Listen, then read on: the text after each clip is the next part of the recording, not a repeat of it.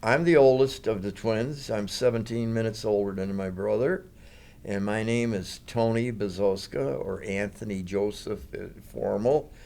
And I was born in Chicago, Illinois in 1931, December 17th, 1931.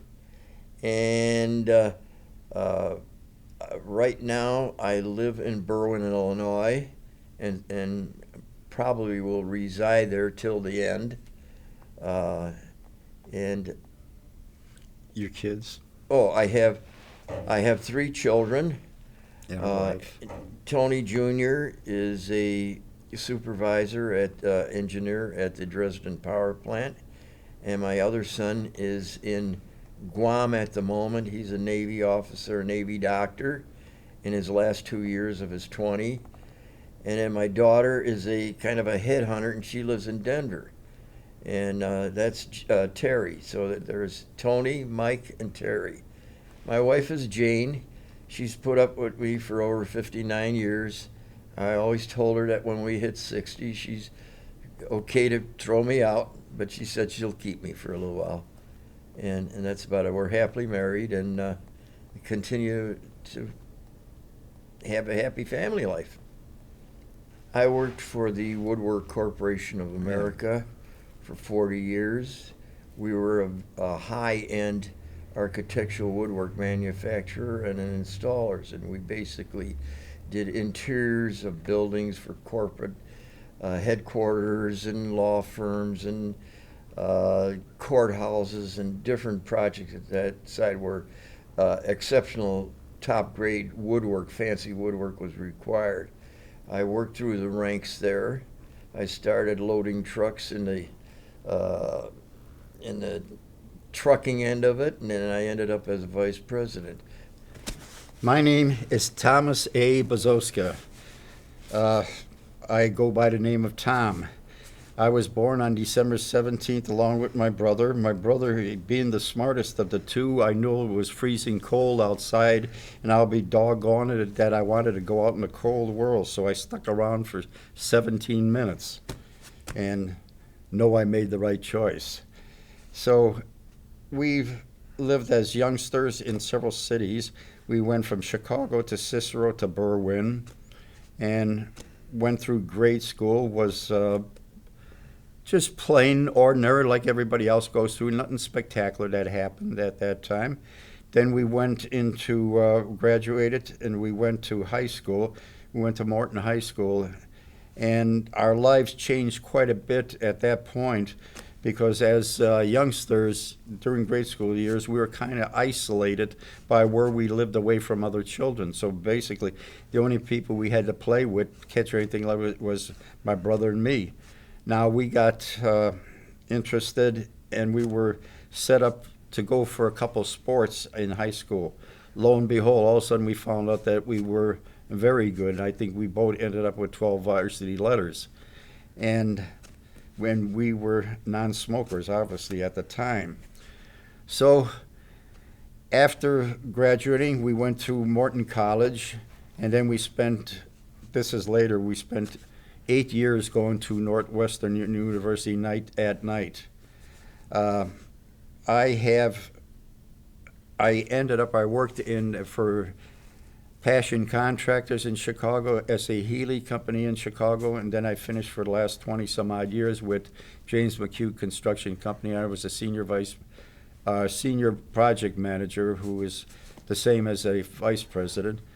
And I've had quite a few nice projects. I had just to name two of them, the rebuild of the Arlington Park Racetrack and the renovation of the Lyric Opera.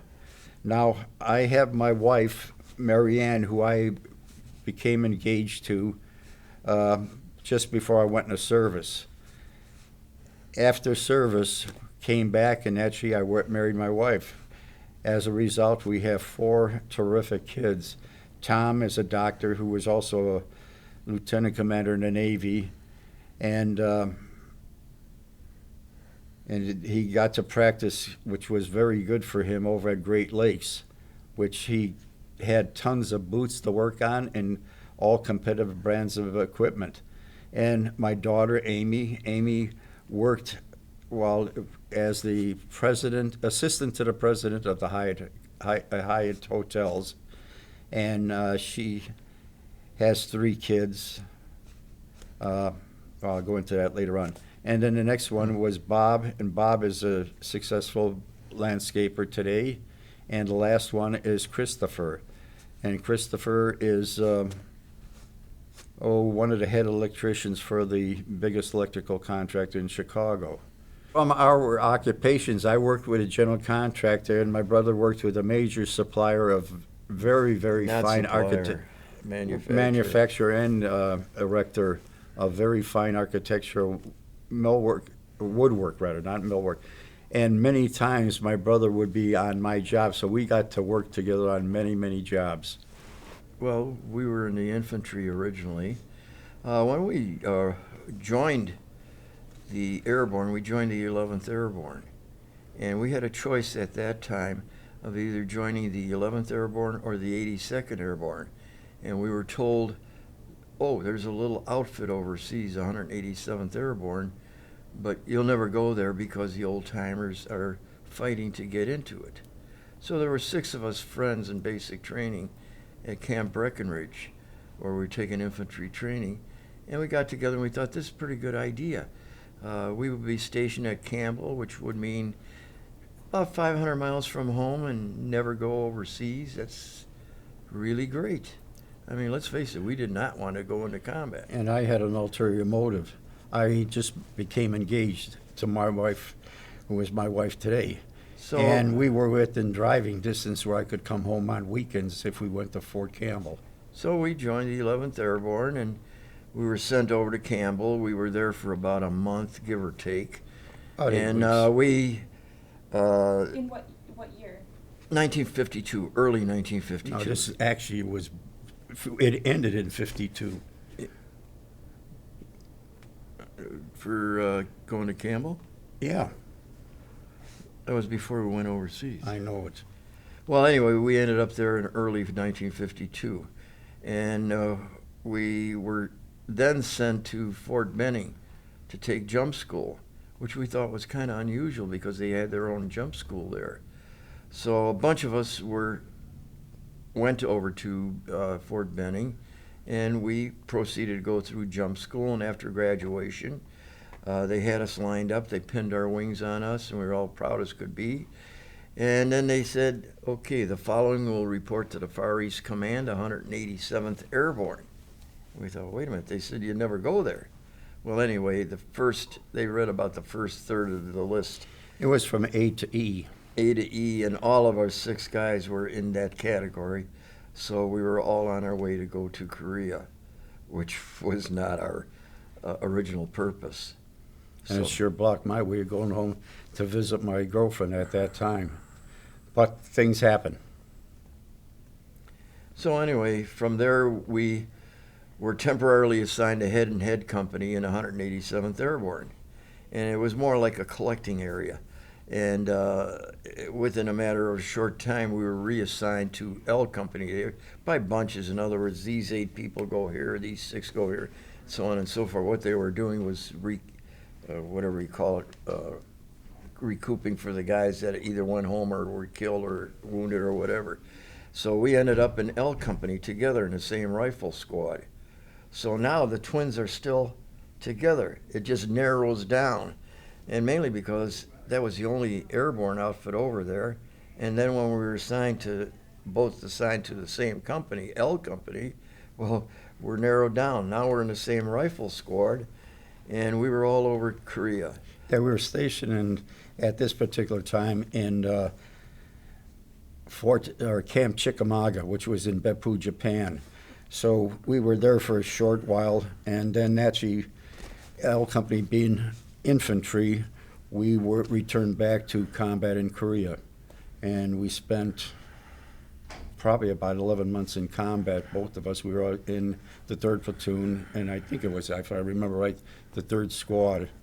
So as it turned out, through all this combat as infantry and that, this sort of set what was going to happen in the future. We were concerned the fact that we were with one another and side by side, and quite frankly, guys were dropping like flies around us.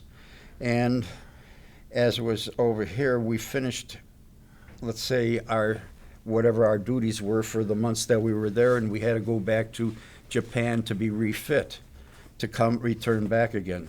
So when we went back to Japan, Tony and I were talking about, do we want to stay in L Company, the rifle company, or do we want to transfer to something else? And one of the main reasons, too, because they were looking for medics at the time. Yeah, and our early youth, it's kind of unusual, but we were in Boy Scouts. And actually, still till today, my brother and I are still very active members in Boy Scouts. But we had, during World War II, when we were in Boy Scouts, we had extensive training in first aid, and we were sort of taken into by this Red Cross group, and they sort of specialized or looked at us very favorably, and they took a whole group of us, and they really taught us a lot about first aid. They also used us to go to different events or so, Like to there'd sit be on the the first aid stations. Billiken Parade, we would be in a booth there, or there'd be other social thing, we'd be in a group there. So we did get a little bit of practice. So this was not, let's say, jumping into anything when we talked about getting into medical company. And what happened when we got But in, we also thought that we'd be in the rear area. yeah, we thought this might give us a little bit of breather when we go back in combat, that we'd be just a little bit further distant back. Chances are better that way. So what happened, we were sent to Edajima. This is an island in Japan, and it's the old pre-World War II Japanese, let's say, same as in Annapolis. So it's where they had a bunch of schools. So we were there for 3 weeks, and we received our quite extensive training, but we sort of joke about it, become doctors in 3 weeks. And still today we joke about it. But after we were through, we were sent right back to medical company, and you could take it from there. Well, from medical company, when we came back, got off of the train, reported in, and they said, don't put down your bags. Tom is now, you're assigned 3rd Platoon Medic, L Company, and I'm assigned to L Company, 2nd Platoon. You know, that's where we were before. We were an L Company, so we went back to our old company again. And at that time, we thought it was fantastic because we were with all our beer drinking buddies, and you know, it was kind of like going back to your old family again. So it was kind of great for a while anyway. So we went back with our guys. We went back into combat. We went to Korea. And lo and behold, as youngsters at that time, which we were and a little bit naive, there's a lot of things that happen that, let's say, acquire work by a medic. So what happened is we were losing, let's say, some of our very best friends. I think 2 of them died in my brother's arms, pleading to stay 2 of alive. my buddies died in and my 3 of arms. mine did in mine. And Picking up body parts and stuff like that of your friends. so what happened Terrible. over there is that we found out that it's not what we sort of figured. The old saying goes, when the shelling comes in and you're infantry, you hit the ground. When the shelling comes in and you're a line company medic, you go to work. And we found this out later. I'm going to drop back a little bit, go back about the infantry. This is kind of awkward because when Tony and I came back home, everything was sort of normal, except the people weren't normal. But right away, all of a sudden, it began to wear on both of us. Both of us got to very severe points over the next years over here as far as sleepless nights, excessive drinking, let's say being Screaming different at nights, waking up, and being at times different personalities than we normally were. There were times, now she's my wife, but there were times she didn't almost recognize me. I went to see a party who happened to be a priest who had a background in that for about a year, and he kind of talked me down and out of it. So that was good. So one thing that this led to, and believe me, it was difficult, and we've been told, well, why didn't you do something about it? At that time, nobody knew anything about that stuff. This was supposed to be normal life. But as it worked out over here is that when we We had bad times. we period. had a lot of bad times. Now comes the date 1995. 1995 is when there was the Korean Memorial dedication in Washington, D.C. No, wait, there were episodes that happened. Yeah, go ahead, fill me. While we were medics. I served on one side of the hill. Oh, yeah. And Tom served on the other side. Second platoon was on one side, third platoon was on the other side. But our and we worked together. CPs If were he- close to if one he- another. If he needed help, I'd be over there. If I needed help, he'd be over there. Well, one day I was, CP was our bunker. Control for the- point is what they call it. for It's the, just a word. Platoon sergeant and a medic and a radio man and so on. The sound power was ringing, and I was maybe about 10 feet away from the bunker. So I went and I picked it up and I answered, and they said, is your medic there? And I said, yes. I didn't say that it was me. I said, yes, he is. And they said, well, get his ass over here. Our medic just got killed. That's my me. brother. Well, everything's kind of fuzzy in memory now. In fact, I remember it 1,000 different ways. You know, did And this happen? I'll Did this fill in happen the or that episode happen? as far as what happened over here from my point of view. A shell, we were being shelled heavily, and a shell hit by us and directly into the Sergeant Jordan's body and blew him all over. Tony will tell something about Yeah, that so later. anyway, when I was- anyway, what happened, when the shell hit, it took me, Sergeant House, and Joey Moore. It took the three of us and blew us over the hill. And this is possibly where they got the idea that we were killed. So I'm over the hill, and I'm here we're banged up, and a couple of guys were wounded. Well, You I'm could take coming from down there. the trench, and I vaguely remember this, but the first thing that I saw was a leg in the trench. And I thought that was his leg, but it apparently was not. Apparently it was not. It was Jordan's leg. But then about that time, I heard some scuffling and grumbling and whatever. And he was pulling a house up the hill, and he called me. Trying go to pull him. Try to pull. He called me, and we both pulled him up the hill. And Yeah, but I what- start cussing at him for, I guess that was a reaction of some type. And anyway, he wasn't killed. Well, He all was this bleeding a little happened- bit from his head and a few things like that, and kind of paralyzed for maybe about a half hour, lightly, and then gradually getting out of it. Well, what happened to me is that I was stunned when I got down, and I didn't know where I was, anything over here. It took a little bit of seconds, which probably seemed like hours, to come to, and I realized that I'm down there, and we were being shelled all the while. So this was going on. So with all the noise, with all the shells landing around and everything over here, the obvious thing was to grab House. He was the worse than Moore, and start dragging him up. I couldn't. That's when he showed up, and lo and behold, he stuck his head over the side and looked down over there, and that's when he started saying, "What the heck are you doing over there?" So he came down. I said, "God's sake, come down, give me a hand. I can't do anything with House."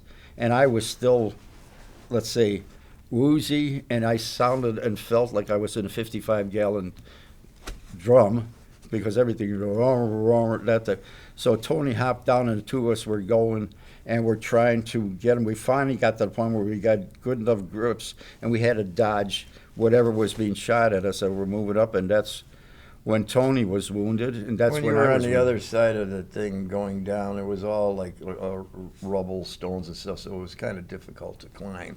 You just sort of pull up. Yeah, I had on my head over here, my helmet's, and I'm bleeding over here heavy on my head, but I found out it's just like you're a kid and you're running on the street and you fall down, you get a skinner on your knee. These are things that could happen as time goes on, so it took that fear. But anyway, it took us a while to get House up to the top, and Moore wasn't bad. Moore sort of tagged along with us, and we were able to give him helpful limbs. So as we came over the top, you can take it from there. Well, later on, not too long, this is all happening within minutes. We heard a call and stuff like that, and there was another fellow over there, Irv Wicklander. My best friend in Garrison, he slept on the bunk above me, and I used to like to try he kick him was off. very, very badly wounded. He was filleted from the bridge of his nose down to his neck, and it was back, and all you saw was skull. And we eventually had to cut his throat so they could breathe, because no matter what position we put him in, the blood just kept going down. So we cut his throat. He was able to bleed.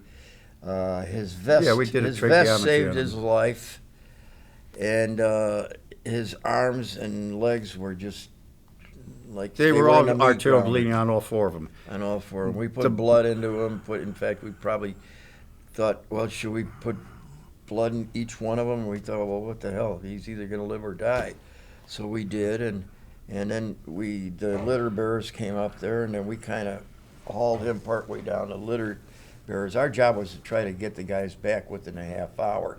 If we got them back, what you're leaving out is that it was a blessing that I was hit over and he was dragged into there, because somewhere somebody knew something or felt something that the two of us should be together. Yeah. If it wasn't for the two of us being there, it took more than one person. Wicklander would not be He was alive bleeding today. too much. He was bleeding, like I said, arterial bleeding both legs, arterial bleeding both arms, bleeding from the neck severely, and his face and everything. One comment that, like you say, we were all buddies. You have to understand it. We're all buddies. And Wick is asking me, and I'm doing whatever I'm doing. He says, Bazook. We were known as the Bezouska brothers. He says, how do I look? How do I look? I says, for God's sake, you were ugly before. What the heck do you care? And that brought up You a got to chuckle. put humor in a lot of those This things. is we Believe me, learned. You have to throw kinda humor. keeps things going, because it's never a good scene. But anyway, we didn't know whether he'd live or die. We thought he was going to die Well, before he got to the we were aid almost station. positive he was that bad. Yeah, he was that bad. And we didn't know until many years later that he lived. 1996 is the year. I get a telephone call, and he said, this Tom Bezouska? Yeah. He says, you have a twin brother? I says, yeah. He says, you guys were in the 187th Airborne? I said, yeah. He said, you're the Bezouska brothers, yeah? He says, you may not remember me, but my name is Irv Wicklander. And that was like lightning struck. Tony, I got that information right away. And today we see him all the time, wherever you go. In fact, That's he why may we even kind be of here this pointed out, weekend. because that was one of our successes.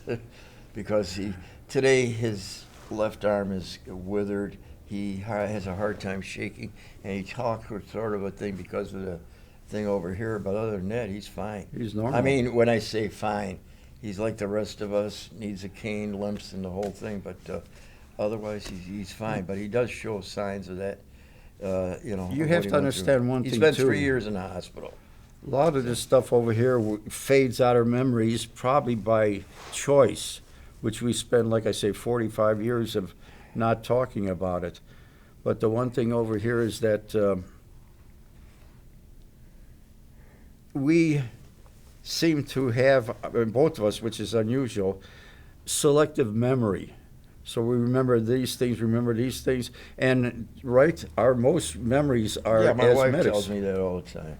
Yeah, our memories are mostly as in the medics, because we were, let's put it this way, doing something favorable instead of killing people when we were in infantry. Oh, 1995, why that date? That was the day of the dedication of the Korean War Memorial in Washington, D.C.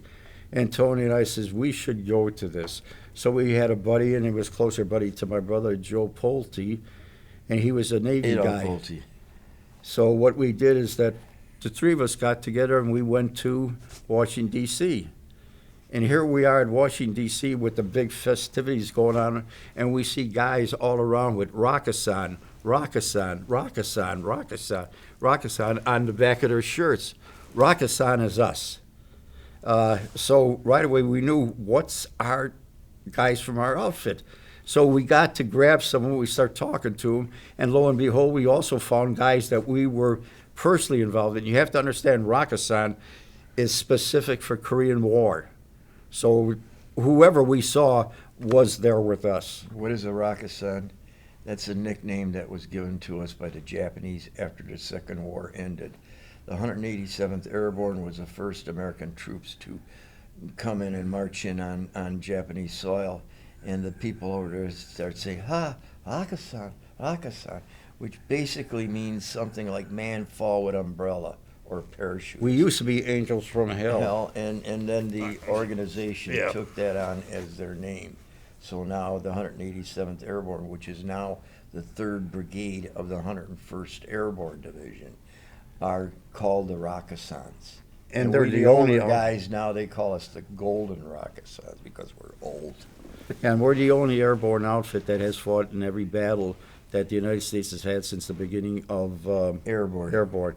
And be a little bit specific about how they were to occupy. After World War II was ended, the Department of the Army decided this has to be somebody good. So through all the powers to be above, chose the 187 Regiment because of their background of what they had in, let's say, during that. So they were the ones to be chosen to be the first troops in foreign troops in over 2,000 years to set foot on Japan.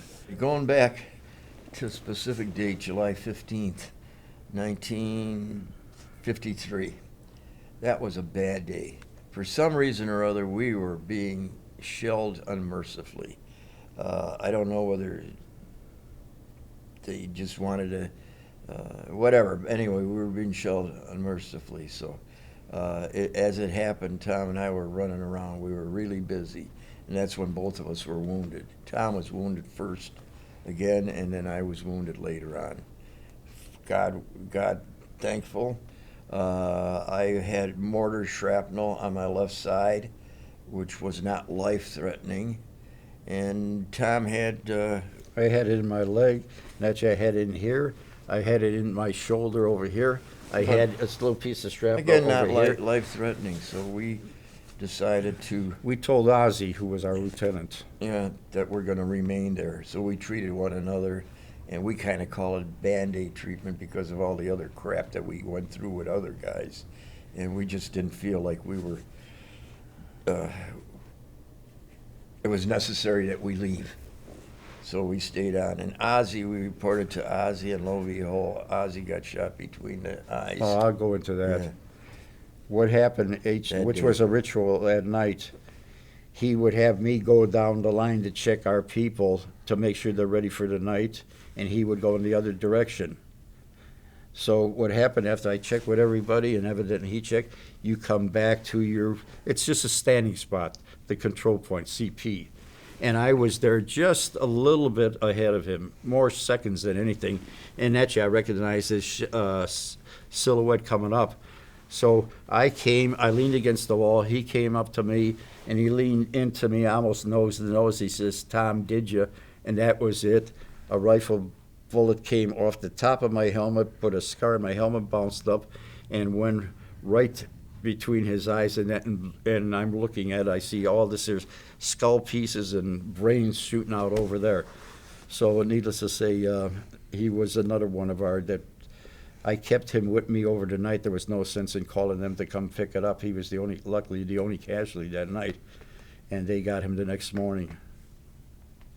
Yeah, so that was pretty much about it. Now we're out of the service and we're back in Washington. Oh, one more. DC. This is humorous. Yeah.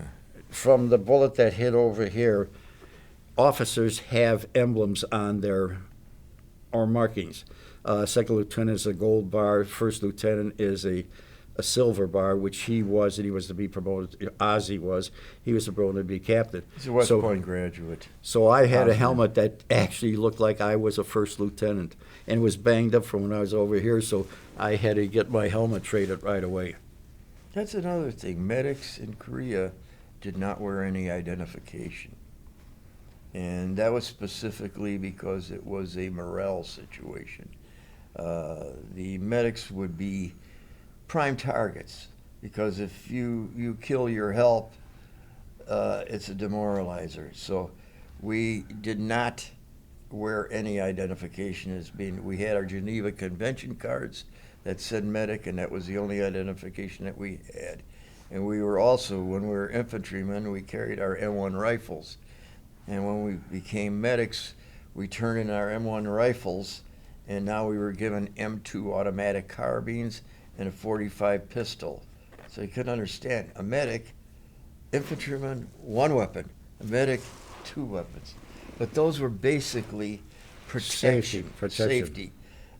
Because if you're working on someone and someone was coming toward you, you could pick up a 45 and maybe hit them anywhere, and it detain them at least for 1, 2, 3 seconds, which might be Pushes you back. which might need all you. And the same thing with the carbine. It was an automatic rather than a single shot.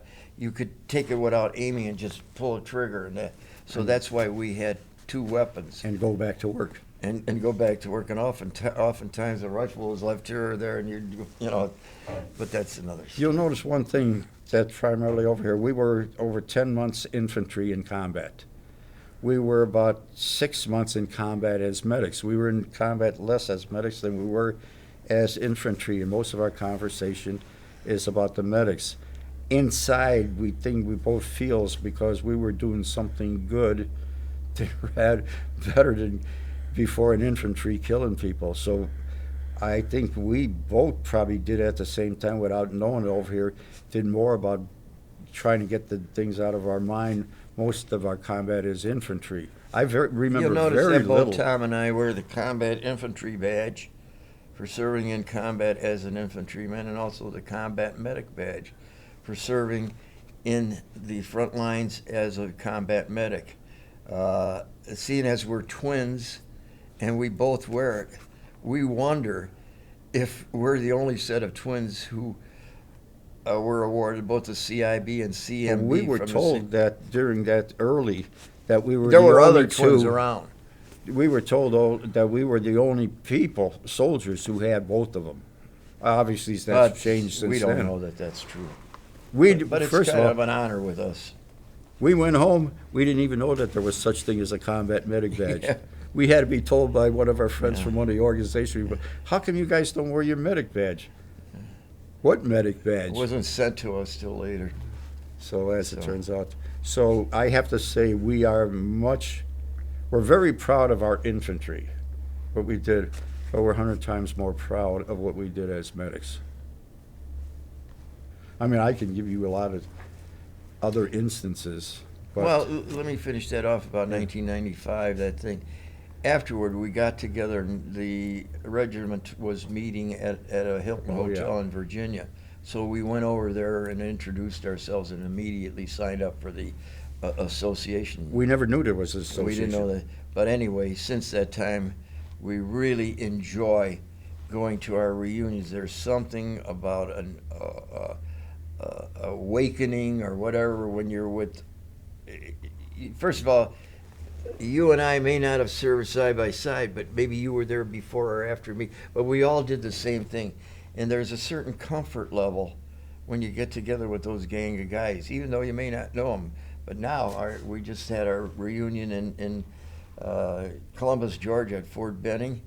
And all the old paratroopers in wheelchairs and canes and all that. And it's kind of Yeah, it's a kind of- sad joke. We look like the last of eternity. Or And Tom and I are population. going to be 83, and we're 2 of the younger kids. So, that's always funny.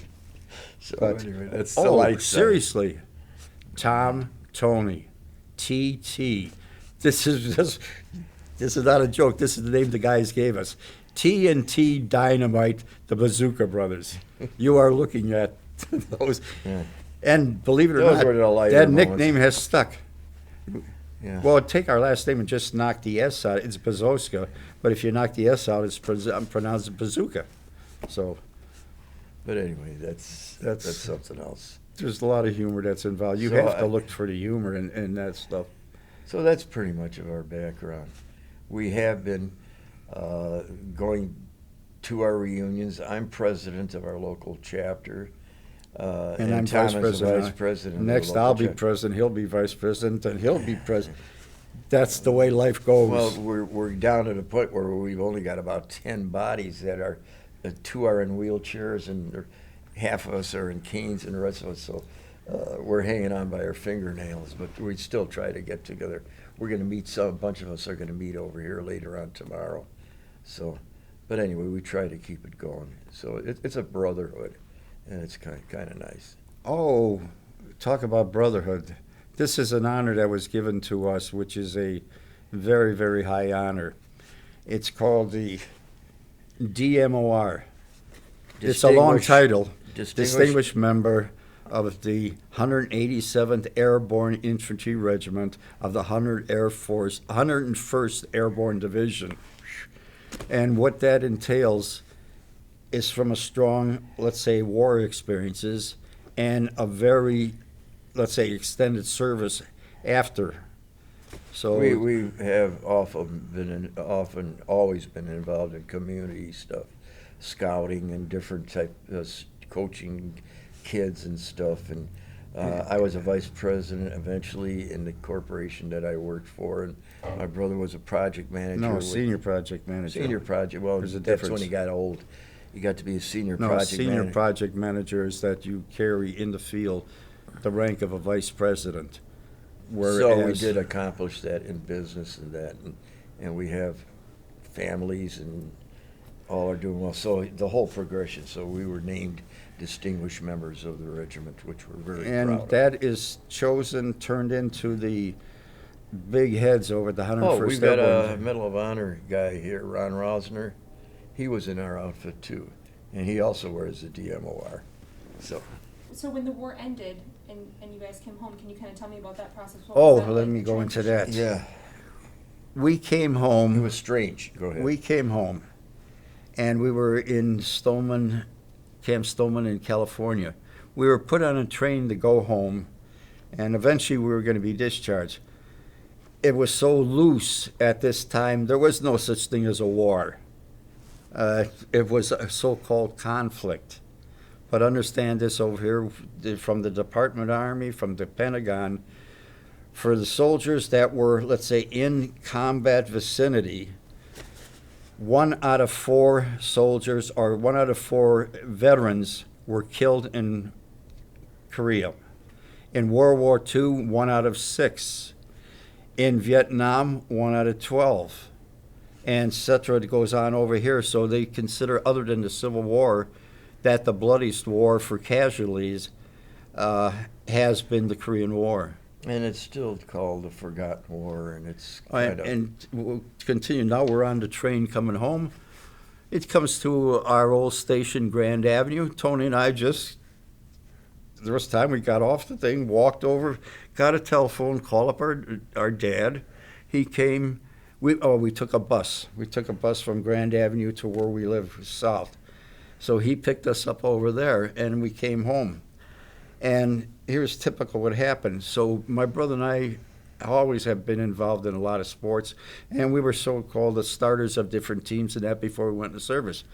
So we go to the one place that we got to sponsor all of our teams, and that's where our friends would be. We walked in, and the guys looked at us and said, and this is serious, they said, "Where the heck you guys been? We haven't seen you in a while."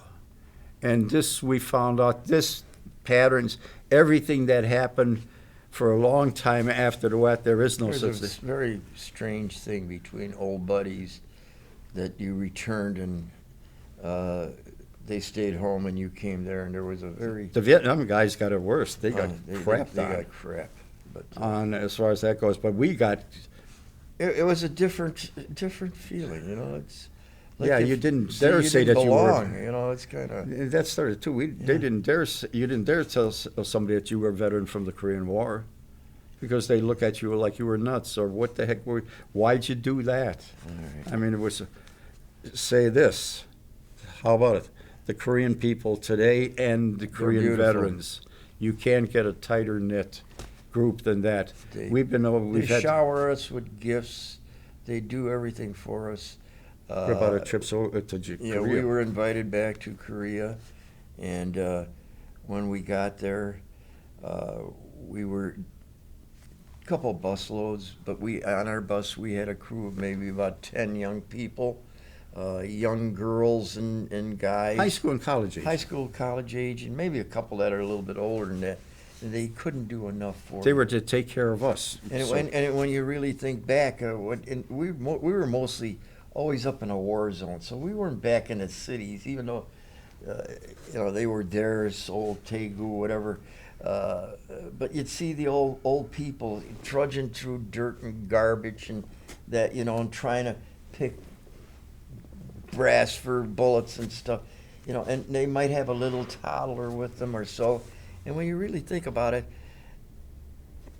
that little toddler was the parents or maybe the grandparents of these kids that were very nice to us. And it was kind of hand-me-down tradition. And they're very family-orientated. They really show reverence toward the veterans. When we Veterans go, over there, they yeah. come up to you, thank you for, if it wasn't for you, I would never been able to have children or this and that. But, humor, economics. During the Korean War, as airborne got jump pay, right? $50 a month. $50 a month. That was our Combat pay, $45 a month. We could not collect, we were jumping all the while. We were in Korea. We could not collect our jump pay, which we were entitled to, and combat pay, which we were entitled We had to. to take a choice. We spent over 16 months in We- combat, and we never All the paratroopers never got combat pay. got a dollar of combat Now, because we that's awful chose. chintzy. So we were screwed out of $45 a month. Yeah, so we That's we chose jump pay because we got $5 $5 a month more. So we can honestly say we And never that was, got paid. that was kind of small potatoes. But it was something the way we looked at one another and say, well, I guess that's the way they're going to treat us. Yeah. But, and I'll come back and say for us, it was not being noticed, not being aware of. Try to shun you and everything as a Korean veteran, whereas your guys from Vietnam, they publicly did everything but throw rotten tomatoes at Now them. it's changed now. People come up to me now and say thank you for your service and all that type of thing. I'd say within the last 3 years, 5 years, 2 years, the attitude is kind of changing more. And people are, I like to wear my identification because no matter where I go, I'll meet another paratrooper someplace, an old guy with a cane or something like that. He said, "Oh, hey, airborne!" You know, there's a brotherhood, a real brotherhood, and so that's kind of neat. But Yeah, when you go out of a plane, planes can only slow down to 150 miles an hour. That's the planes we had, the flying boxcar C-119, the C-47, and our last jump was a C-130. So when you went on a plane, you were moving at 150 miles an hour. In 2.5 seconds, you came to a dead stop. We always had bruises on our bodies from the shock and everything over here. The good old jumps. that was another thing. And another thing. It was strange for a long time. The comfort zone with your old friends never seemed to be there. Yeah, we both almost became alcoholics, hidden alcoholics. Well, Never no, missed that a was day in part of work that. or anything like That that. was part of that PTSD. I was waking up screaming. This happened like 3, 4, 5 years after I got out of the military, and the babies start coming. You're working the whole thing, waking up in the middle of the night, dreaming, screaming, all that type of thing, and it was really a rough time. On a And bad- we didn't know that there was anything wrong with us. But in reality, now today it's so well advertised that you know. what On a you bad went through. night, let's say I went to bed with my wife, we had our sex and everything wonderful, and I'd wait for her to fall asleep, and I knew it's a bad night. You can feel it traveling through your body. So I waited until she falls asleep, then I would go, get the bottle of booze, and glug, glug, glug, glug, glug, glug, glug, glug, drink it down. Not the whole bottle, but enough. In that would- retrospect, we were drinking to get drunk, to get your mind gone. And that's pretty And much. that's why the- our kids never, anyway, mine never knew that I drank because it was never it was in awkward times while nobody's around. And, oh, mine did. yeah, I was a. so anyway, we both, and like I say, even though we lived close to one another, our lives were completely separate on this thing about the heebie-jeebies There and was stuff a like period that. about 5 years, which was really rough for my wife, and certainly for me. But thank God I rolled through it and it became successful. I'll still have an occasional beer or a drink and I enjoy it, but it's not like the old time. That was an uncontrollable thing at that time. Oh, it's So completely I feel different. for all these guys that go through it now because it is ghastly. So It was to the point over here that it took me quite a while to get over it. You never really got over it, but you would live, and to the point where my wife, it took her a long time for her to get me back to the way I was when I proposed to her. And I wasn't, how would you say, we weren't raving maniacs or anything over here. We weren't, how would you say, beaters or anything like that. It's just that we would suffer within or something like that. And all of a sudden we may be a little bit more caustic in our words and stuff like that over here. And I then, still went to work every day. And that was it. what? Still went to work every day. Oh, yeah, never missed work. Yeah, I worked for James McHugh Construction Company. They're the biggest contractor, general contractor in Chicago. And the last job, I was a senior vice. That's why I said to my brother, senior. When I got promoted to it, that changed my status. And the last job I finished was the $350 million renovation of Lyric Opera. That's the last job I did. I was in charge of that. And other ones besides. So what I'm just saying by that, it's working yourself out of a hole. And we can talk about it freely now. We can go to, the other thing, how about it? Most of our conversation, but war stories and everything are loaded with humor, right? Oh, that's it. You remember the good things, too. Remember the good things. So we'll tell it from, when you're with your buddy, that's the way it goes. Now, in present day, what do you think has kind of contributed? You mentioned like that within the last 3 to 5 years, things have changed and people are much more. Oh, I'll take that. Advertising. Advertising. You know, they tell you that on in TV and different things. You know, they're saying, well, thank to the guy. This. And another thing. Because of the guys that are coming. Let's face it, the kids today, they're going to first to Iraq. They go there. They come back, they go there back again, they come back, go there, come back. Our outfit's been... In Afghanistan, same thing. Go back and forth, and these guys are suffering. And they're trying to make the public more aware. You know, these guys are coming out of the military, and a lot of them need help. Yeah, let me say one thing over here. Wars are different. Sorry, the light. Oh, that doesn't... Glaring on your. No, one thing that they had to do, combat infantry can only be given when you're combat as an infantryman. We technically do not have infantry in Iraq and Afghanistan. So they had to come up with something different because the war's changed. We fought in a war that the war was in front of us. The enemy was in front of us. It progressed in Vietnam. They had jungle-type warfare, completely different type. The war today, they got a 360-degree. So the guys are there living normal lives, going to show, doing whatever it is, but there are people all around them who can pick them off one at a time, and that's got to be a terrible thing to walk in. If you're going to go to the store, this is all within the compounds over there, to get an ice cream cone over here, you're worried sick. So they came up with the, the combat attack badge. It's not a combat attack, I forget. I forget the name of it. Combat action. Combat action. It has the wreath and everything, but this has the rifle over it. What it has a silver bayonet. So if you see anybody with that, that's combat badge. That's the combat. And they had it could be a cook. It could be so-and-so, it could be... Because their lives are always in jeopardy, no matter what you were doing. And another reason why... And you're typing away, you could get killed that minute.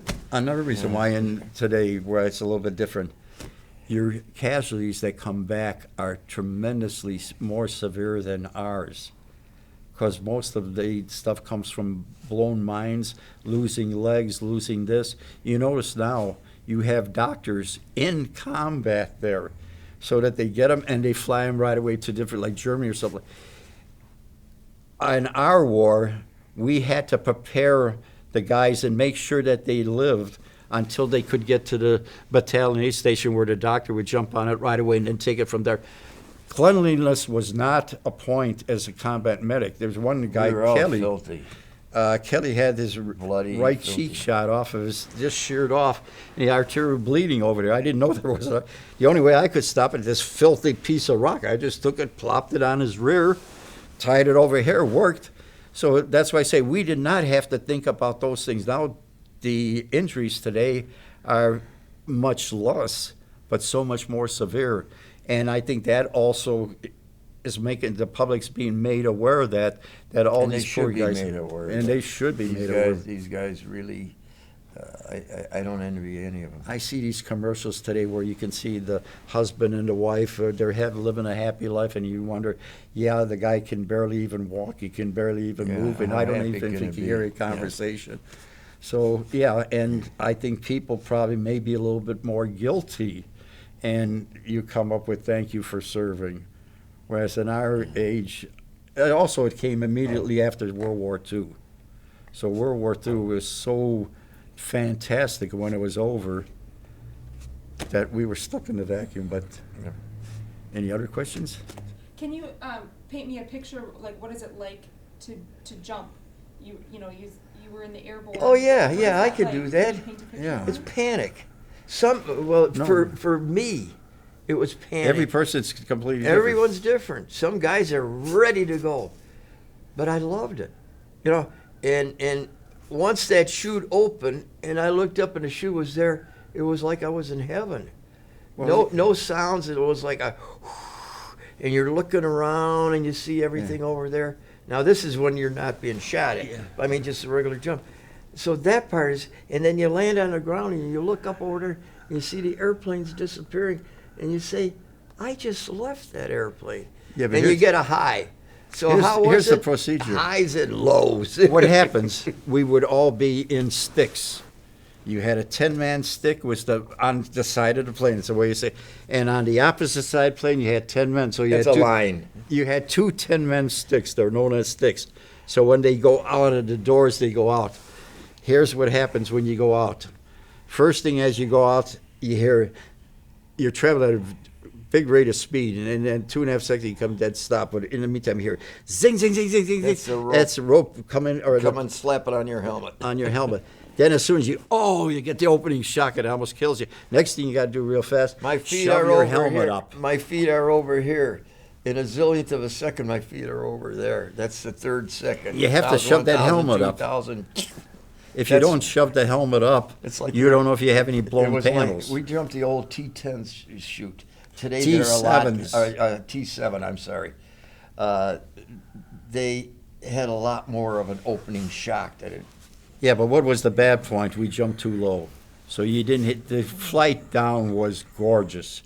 We would be in the air probably about 15 seconds, that's all, to hit the ground. Yeah, we we jump made between tw- 600 and 800 feet. The higher you jump, the easier and more pleasant it is. The skydiver, this is not a negative. I'm not saying anything. Those are joyful jumps. Because not only that, you get the chance to see this, and it's amazing how you can see everything. Glorious thing, and just floating around and looking down and stuff like that. So I never went into skydiving afterward, but Well, let me finish on ahead. what happens over here. And when your chute opens, you're checking over here, you oscillate also. Oscillate means you're swinging under your chute. You're going out of 2 doors. This guy goes out, this guy goes out, and you start oscillating. If your body's hit, that's like running into a brick wall. So you try as much as you can to keep from going. Then the other thing, right, what do you have to do with the top of your chute? Yeah, if you float on top of another guy's chute, you have to try to run like hell to get off of his chute, and you're running with depression into the chute up to about your knees, because within seconds you will rob all the air out of your chute. So if you don't get off, so if you're looking up collapse there in and you see your chute go, that's someone running off of your chute. So That's- these are are very common. but they These are happen things all that the you had time. to, in seconds, you had to get. You pull your reserve. This is all peacetime jumping, not the wartime. But if you had generally 2 problems that you'd have to pull your reserve.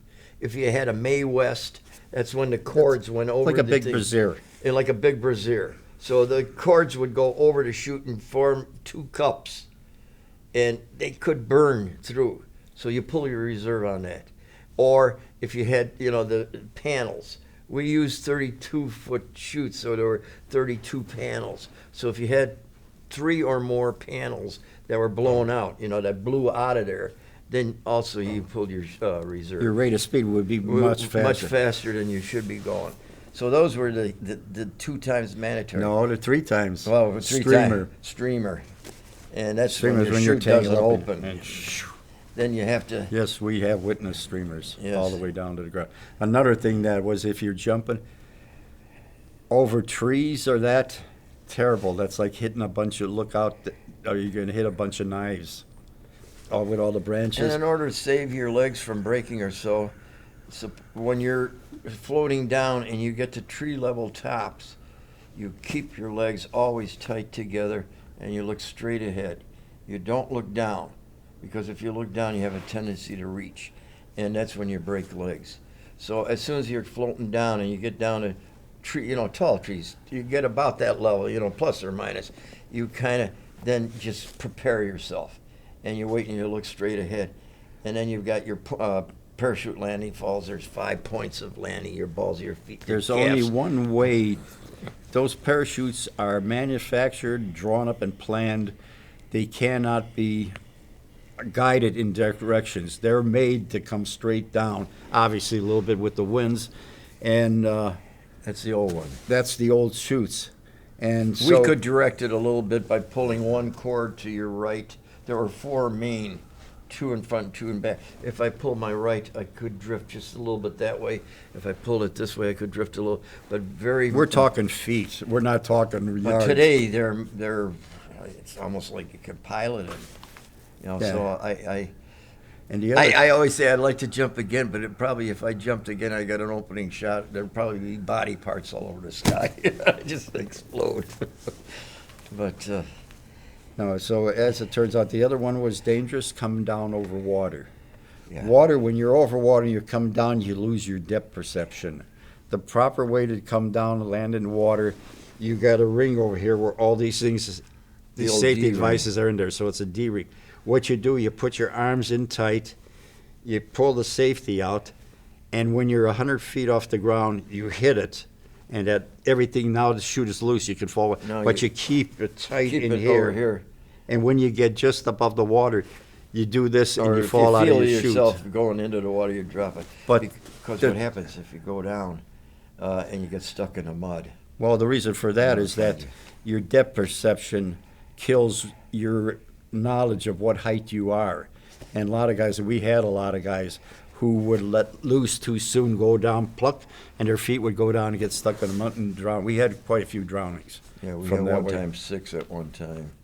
They all got stuck in the thing and they didn't know where they were. They knew about where they were, but Nothing you can do. Yeah. But the landing, you take a 2-story building with a flat roof, jump off of that flat roof to the ground. That was our normal descent. But mentally, you had time to prepare yourself and write things so it wasn't the same feeling Not if you walk off a two-story, 2-story maybe 1 story or something. over You're here. So getting glamorous. well, that's what they told me, and that's Yeah. what I believe. So as Yeah. it is, so you do have a few times. The other thing that we did notice always, time slowed down for us. The 2.5 seconds was a long length of Oh, time. yeah. Oh, gosh, it's amazing. Things mentally happen and go by so fast when in you your leave mind, the and door that and you got that 2.5 seconds, at times it felt like eternity. But you get 1,001, 1,002, and by the time you're through with 1,003, the chute's open. and you think about all the things you've done in And- that time and- to check. Yeah. But It's- those are all standard things. That's another thing. Every guy who's in airborne, who was in airborne, has went through the same thing, does the same thing, can tell you the same thing. And that's, again, part of the old brotherhood. I used to hate to get my chute the day before we would jump, and I'd have to sleep with it. That was one of the things I did not like. I used to, when we were in Japan, we used to make jumps and practice jumps, and we'd go into a prison compound by a Shia Air Force base. And it was a large area with big squad tents, and it was totally surrounded by barbed wire and fence. And then there was maybe a 50-foot space that went around that, and then a second row of barbed wire. And that was to keep information from going in and out, because we never knew whether, when we were doing this, at that time, we never knew if we were going on a combat jump or whether it was practice. So they just didn't want information to flow out, because if they were waiting for you to shoot you. That became evident. Remember one time? Yeah. We had ammo. We always had what they issued jump scarves for combat jump. It's like the camouflage scarf. They're nice. Got one of them. But what happened is that we were to the point, we got all our equipment, we got our chutes on, we had our rifles on, we had all our stuff packed in, we had everything over here, and part of the troops were already loaded on the plane. Then all of a sudden it comes through, then all of a sudden you start going backward. So evidently that was a combat jump. That was called off. That was called off. Too much information was... There were others, I'm sure, that were in the know, but we as regular troops, didn't The reason know. for that would have been, it would have been too dangerous. The ground Too fire much would- information is Too not much good. information with the ground fire would have been too heavy. But, They probably would have knocked all the guys out. And we used to jump thousands at a time. It's something fascinating to see. Oh, When you're in doing the a air and you look battalion around and jump there's you've chutes got all 1,000 over. guys in the air Un- at one time. That's kind of fascinating. Yeah, you look around, nothing but shoots. And it would, another thing on practice jumps we used to do, you talk like Marino would say, take my picture on this jump.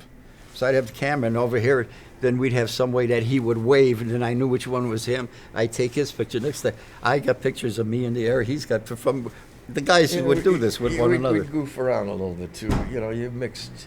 So you add your own fun to it. Yeah. And do I have any regrets about going into airborne? No. It gave us a 10 times harder life than we felt we would have had. I have absolutely no regrets, because the friends we have and the camaraderie that we have out of it. I mentioned before and didn't get into it, I started saying about the DMOR. Yeah. This was a big honor for us, which it is a big honor. There's only about 350 or something like that in airborne who have been presented since the beginning of airborne, so there's not too many over here. So you're chosen by the Pentagon to receive it. Department of the Army. Yeah, Department of the Army. What happened is over here we would receive it at Fort Campbell, Kentucky. We were notified of the award. So we would come down there, and the time that we received it, which was in 2012, I believe, the regular guys who just came back from Afghanistan would fall in formation. I mean, you had all the troops march in. The whole brigade was there, They're standing at attention. It was for you. really, It's kind of really something to watch. Yeah. And we would go up there. The guys who would go up there were the guys who were in there now, who would get the Bronze Stars, Silver Stars, Purple Hearts, and we would get the DMOR. Well, there were 5 of us who got it that year. 4 of them received it, and 1 received it posthumously. My brother and I were 2 of the 4, which, like I say over here, this is out of who knows how many thousands. And the guy who did not receive it was Richard Winters. You don't know who Richard Winters is. If you ever saw the movie The Band of Brothers, Richard Winters, that's his real name, He was the commander. is the officer throughout that 10-part series that was by Tom Hanks and Spielberg. Spielberg. Yeah. And it's phenomenal. They called it And the we were Band of kinda Brothers. looking forward he to is the meeting main him. guy. And he died about a month or 2 before the Oh. awards. So So- we never got the chance to meet him. We never had the chance to meet him, but that would have been an honor for us. So What did it feel like as twins? You know, I mean, you grew up close, played together. What did it feel like to still have that kind of parallel, to be there, to be in Korea together? And I don't think we know any other way, to be quite honest. Yes, I can say that we could think of different ways, but what's abnormal for you is normally normal for us. And the fact that we were together, let's say, especially during the service, which a lot of people find very hard to understand, because it isn't that we were together in heavy combat. We sort of take it naturally, and we don't look at it as being unusual. And as far as that's concerned, it becomes very, very obvious. We know one thing, being twins, it's a novelty. And if you walk into a room, with a bunch of other people and you're a set of twins, it has a tendency after you all leave that people have sort of remembered the twins, which is wonderful in a way. Over here, it's a good way that we made a lot of very good friends that way. So we look at that as a blessing rather than, let's say, being something negative. And the other thing is we have coincidence over and over again. As kids, we were dressed alike, did everything alike. That's the old style. Well, for me to wear a blue shirt on one day with black pants and him to wear the blue shirt, that's coincidence. But that's because we grew up like in blue pants with what it is. But we have lived a completely different life than, let's say, you have. It's been kind of a wonderful life. There are trying moments. We still fight like hell. Quite a bit. Don't get in between us, otherwise you're past tense. But it's been a fine life. Would I want it any different? I don't think so. As far as I know, for me, it's natural. Everything is natural.